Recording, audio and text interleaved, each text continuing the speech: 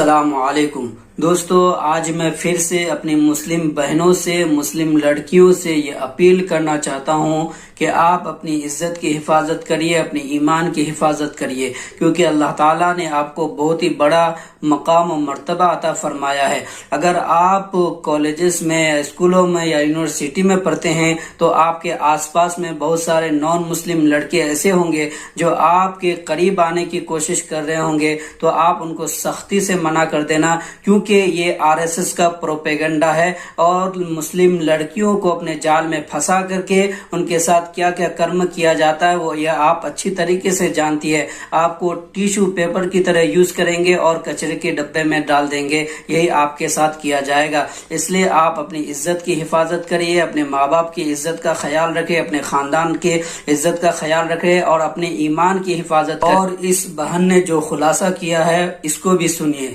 مسلمان بھائیوں کے لیے ہے اور خاص طور پر مسلمان لڑکیوں کے لیے ہے۔ کل میرے پاس ایک میسج آیا تھا، ایک لڑکے نے مجھے کہا کہ میں اسلام کو سیکھنا چاہتا ہوں، دین کو سیکھنا چاہتا ہوں اور میں اسلام کو قبول کرنا چاہتا ہوں۔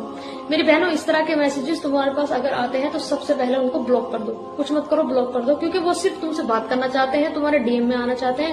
دین انہیں سیکھنا نہیں ہے بلکہ انہیں تمہارے دین سے تمہیں ہٹانا ہے، ٹھیک ہے؟ اور اگر میری یہ ویڈیو کوئی لڑکا دیکھ رہا ہے، دیکھو میرے بھائیوں، اگر تمہاری کوئی بہن یا بیٹی اسکول جاتی ہے، کالج جاتی ہے باہر، تو اس کو اکیلے جانے کی اجازت مت دو۔ اتنی ذمہ داری اٹھاؤ، تم خود اتنی ذمہ داری اٹھاؤ کہ اس کو اپنے ساتھ لے کر کے جاؤ، ساتھ لے کر کے آؤ، ٹھیک ہے؟ اور اگر گھر والے اس بات پر راضی نہیں تو چاہے گھر میں اس بات پر لڑائی کرنی پڑے کہ اگر میری بہن گھر سے باہر جائے گی تو نقاب میں جائے گی، حجاب میں جائے گی، برقعے میں جائے گی، نہیں تو گھر سے باہر نہیں جائے گی، ٹھیک ہے؟ اس بات پر چاہے گھر میں لڑنا پڑ جائے، لڑ جاؤ، مگر ان کو اکیلے باہر نہیں جانے دو۔